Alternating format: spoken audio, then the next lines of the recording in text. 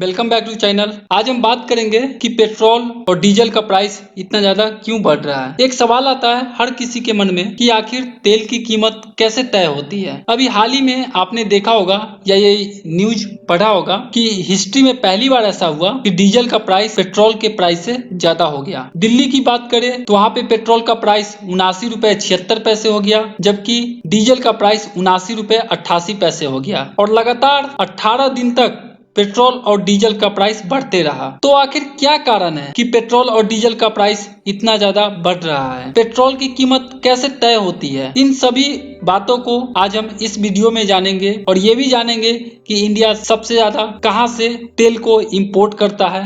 तो कीमत जो है पेट्रोल और डीजल की मुख्यतः दो चीजों पर निर्भर करती है। एक, अंतर्राष्ट्रीय बाजार में क्रूड ऑयल का क्या कीमत है, और दूसरा टैक्स जो सरकार पेट्रोल और डीजल के ऊपर लगाती है। क्रूड ऑयल पे सरकार का नियंत्रण नहीं होता है, जबकि टैक्स पे सरकार का नियंत्रण होता है, जिसे वो बढ़ा घटा सकती है। हमारे देश में करीब 80% जो तेल है वो इंपोर्ट किया जाता है, जो गल्फ कंट्री या फिर अमेरिका, रसिया, यहाँ से इंपोर्ट किया जाता है। ओनली 20% ही देश में उत्पादन होता है पेट्रोल और डीजल का। अब आप ये भी जानेंगे कि कोरोना वायरस के समय ऑयल की कीमत में काफी ज्यादा कमी दर्ज की गई। इंटरनेशनल मार्केट में क्रूड ऑयल का दाम काफी ज्यादा नीचे गिर गया, क्योंकि सारे देशों में कोरोना की वजह से लॉकडाउन था और जिसके वजह से तेल की उतनी खपत नहीं थी, और इसी सब की वजह से अंतर्राष्ट्रीय बाजार में तेल की जो कीमत है वो बहुत ज्यादा कम हो गई। लेकिन फिर भी इंडिया में तेल की कीमतों में कमी नहीं आई। तो इन लॉकडाउन के समय तेल की कीमतों में काफी ज्यादा कमी हुई अंतर्राष्ट्रीय बाजार में, लेकिन भारत में वो कमी नहीं हुई क्योंकि सरकार ने उसके ऊपर ज्यादा एक्साइज ड्यूटी लगा दिया।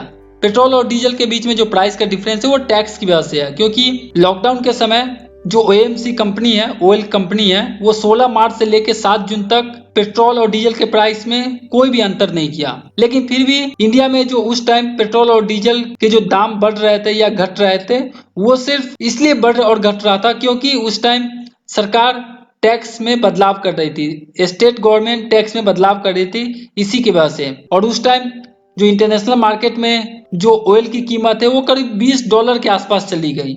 लेकिन जब लॉकडाउन खत्म हुआ, पेट्रोल की मांग बढ़ी, तो फिर धीरे धीरे अंतर्राष्ट्रीय बाजार में क्रूड ऑयल की जो कीमत है वो धीरे धीरे बढ़ना स्टार्ट हो गई। तो तेल हमारे तक पहुंचता कैसे है? सबसे पहले कच्चा तेल जमीन के अंदर से निकाला जाता है, जिसको कि हम क्रूड ऑयल बोलते हैं, और इस कच्चे तेल से ही पेट्रोल, डीजल और अन्य पेट्रोलियम जो पदार्थ है वो निकलते हैं। फिर उसके ऊपर कंपनी जो है अपना मुनाफा बनाती है। फिर ये पेट्रोल पंप तक पहुंचती है, जिसमें पेट्रोल पंप मालिक का कमीशन होता है। फिर सरकारें उस पर टैक्स लगाती है, स्टेट गवर्नमेंट टैक्स लगाती है, फिर जाके वो रिटेल के रूप में जनता तक पहुंचती है और फिर जनता उस पेट्रोल और डीजल को खरीदती है। सो डिमांड काफी बड़ा लॉकडाउन खत्म होने के बाद, और फिलहाल जो बैरल है इंटरनेशनल मार्केट में तेल का वो करीब 42 के आसपास हो गया। और इसी के वजह से अभी लगातार ये जो पेट्रोल और डीजल के प्राइस में जो बढ़ोतरी हो रही है वो इसी का कारण है। एक बैरल में करीब 159 लीटर तेल होती है। तो अब हम एक एग्जाम्पल के थ्रू समझते हैं कि कैसे पेट्रोल और डीजल के दाम तय होते हैं। मान लीजिए इंटरनेशनल प्राइस जो क्रूड ऑयल का है 1 जनवरी 2020 को $67 पर बैरल था, और वहीं 22 जून को इसका प्राइस $42 के आसपास है। यहाँ पे करेंसी एक्सचेंज रेट भी मैटर करता है, क्योंकि अगर रुपए कमजोर है डॉलर के हिसाब से तो कंपनी को ज्यादा पे करना पड़ता है। तो 1 जनवरी को करीब $71 हो गया, और 22 जून को करीब ये $75 रुपए के आसपास है। सो उससे इंडियन करेंसी के हिसाब से जो पे करने होंगे 4,784 रुपए, और 22 जून वाले जो डेट है उसमें पे करने होंगे 3,199 रुपए। तो उस हिसाब से क्रूड ऑयल का जो प्राइस होगा पर लीटर वो 30 रुपए होगा, और 22 जून का जो होगा 20 रुपए पर लीटर होगा। अब उसके बाद इसमें बेसिक कॉस्ट कैलकुलेशन होता है। जो क्रूड ऑयल है उसमें उसको रिफाइन किया जाता है, प्रोसेस किया जाता है, उसका मार्जिन होता है। तो उसका करीब करीब जो कैलकुलेशन होता है वो 24 रुपए पर लीटर होता है पेट्रोल का, और डीजल का होता है 26 रुपए। यानी डीजल का जो कॉस्ट होता है रिफाइन करने में वो ज्यादा होता है कंपेयर देन टू पेट्रोल। फिर उसके बाद उसमें टैक्स बहुत सारा लगती है, जैसे सेंट्रल गवर्नमेंट टैक्स लगाती है एक्साइज ड्यूटी के रूप में, और फिर स्टेट गवर्नमेंट टैक्स लगाती है वैट के रूप में। फिर उसके बाद कमीशन होता है पेट्रोल पंप डीलर का, जो कि 3 रुपए से 4 रुपए 5 रुपए ये होती है, और डीजल पे वो कमीशन होता है 2 रुपए के आसपास, 3 रुपए, वो डिपेंड करता है।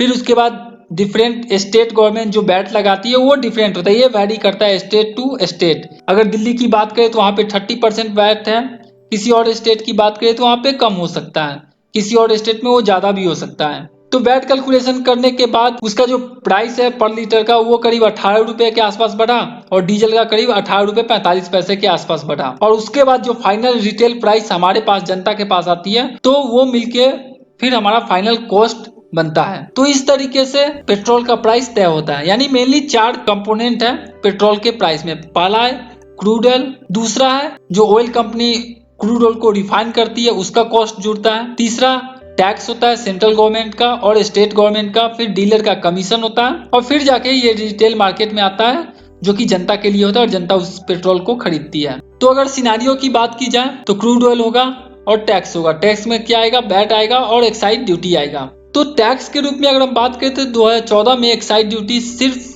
9 रुपए 20 पैसे थे, जबकि वही एक्साइज ड्यूटी 2017 में 21 रुपए 48 पैसे हो गया, और यही जून 2020 में करीब 32 रुपए 98 पैसे हो गया। फिर वही डीजल की बात करें तो 2014 में करीब 3 रुपए 46 पैसे थे, 2017 में 17 रुपए 33 पैसे हो गए, और जून में 2020 में 31 रुपए 83 पैसे हो गया। फिर वैट की बात करें तो ये वैरी करता है स्टेट टू स्टेट गवर्नमेंट। अगर हम दिल्ली की बात करें तो 20% था 2014 में, 27% हुआ 2017 में, और 2020 में करीब 30% के आसपास हो गया। तो इस तरीके से ये टैक्स सिनारियो है पेट्रोल और डीजल के रूप में। तो अगर दिल्ली की बात करें तो सिर्फ टैक्स है हमारा 51 रुपए 34 पैसे, तो जो उसका बेसिक कॉस्ट है वो सिर्फ 30 रुपए के आसपास ही है, और डीजल का जो सिर्फ टैक्स हम पे करते हैं वो 50 रुपए पर लीटर के आसपास करते हैं। तो हमारे यहाँ टैक्स काफी ज्यादा लगता है पेट्रोल और डीजल के ऊपर, जिससे कि सरकार को रेवेन्यू जनरेशन होता है काफी ज्यादा, जिससे वो किसी और डेवलपमेंट में वो खर्च करती है। सो दिल्ली में पहली बार ऐसा हुआ कि डीजल का प्राइस पेट्रोल के प्राइस से ज्यादा होगा। अमूमन ऐसा होता नहीं है, हमेशा से आप देखे होंगे कि डीजल का प्राइस हमेशा कम होता है पेट्रोल के प्राइस से, क्योंकि डीजल में सरकार सब्सिडी भी देती है। तो दिल्ली में बढ़ने का रीजन ये हुआ कि दिल्ली की गवर्नमेंट ने वहां पे वैट जो होता है वैल्यू एडेड टैक्स उसमें बढ़ोतरी कर दी। डीजल में जो पहले वैट था वो 16.75% था, जिसको वो बढ़ा के करीब 30% कर दिया।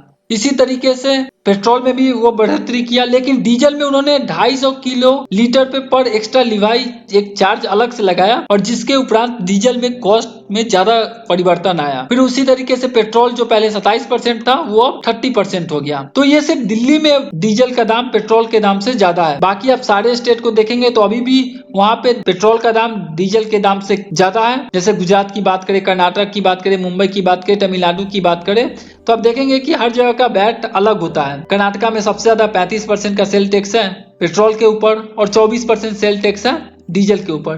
तो इस तरीके से डिपेंड करता है स्टेट गवर्नमेंट के ऊपर। तो यहाँ पे जो पेट्रोल और डीजल का प्राइस तय होगा वो मेनली जो तय होगा वो इंटरनेशनल प्राइस में जो क्रूड ऑयल का जो प्राइस है वो, और स्टेट गवर्नमेंट जो टैक्स लगाती है, सेंट्रल गवर्नमेंट जो टैक्स लगाती है उसके ऊपर डिपेंड करता है। सो अब क्वेश्चन आता है कि डीजल हमेशा से क्यों सस्ता रहा है? क्योंकि डीजल के ऊपर सरकार हमेशा सब्सिडी देती रही है, क्योंकि डीजल जो है वो हर क्षेत्र में यूज होता है। जैसे कि एग्रीकल्चर लैंड में, अगर एग्रीकल्चर लैंड में जो पंप होते हैं उसमें डीजल का यूज किया जाता है, तो अगर हम डीजल को महंगा कर देंगे तो हमारा जो एग्रीकल्चर है उस पर इसका इफेक्ट आएगा, चीजें महंगी हो जाएगी। फिर जो नॉर्मल जो ट्रांसपोर्टेशन चलती है, बस, ये सब में भी डीजल का यूज किया जाता है। तो अगर इसमें अगर बढ़ोतरी की जाएगी तो फिर जनता के ऊपर ज्यादा दबाव बनेगा, जो कीमतें हैं वो बढ़ जाएगी। तो इसकी वजह से सरकार डीजल के ऊपर हमेशा से सब्सिडी देती रही है, और इसी के बाद से डीजल हमेशा चीपर होता है कंपेयर देन टू पेट्रोल। जबकि इंटरनेशनल मार्केट में आप देखेंगे तो डीजल का प्राइस ज्यादा होता है कंपेयर टू पेट्रोल। पहले ऐसा नहीं था, पहले डीजल और पेट्रोल पे सरकार का नियंत्रण होता था, लेकिन 2017 के बाद से पेट्रोल पे खासकर सरकार ने अपना नियंत्रण हटा लिया, और अब इस पे कंपनी का नियंत्रण है। और एक बात मैं और बता दूं जीएसटी के दायरे में पेट्रोल और डीजल नहीं आता है और इसी के बाद से सरकार इस पे एक्साइज ड्यूटी करीब 32 लीटर बढ़ा चुकी है, जबकि हमारा जीएसटी में मैक्सिमम जो स्लेब है वो 28% तक ही है। सो इंडिया जो है वर्ल्ड का सबसे लार्जेस्ट कंट्री है जिसमें सबसे ज्यादा टैक्स लगता है ऑयल के ऊपर, जिसमें इंडिया में करीब 69% टैक्स लगता है। उसके बाद इटली का नंबर आता है जहाँ पे 64%, फिर फ्रांस का नंबर आता है 63%, फिर जर्मनी का नंबर आता है 63%। इस तरीके से सारे टैक्स सारे जो देश हैं वहां भी टैक्स बहुत ज्यादा लगता है। तो इंडिया जो फ्यूल खरीदता है 2018 की बात करें तो सबसे ज्यादा इराक से खरीदता था करीब 21%, उसके बाद सऊदी अरबिया 18%, फिर ईरान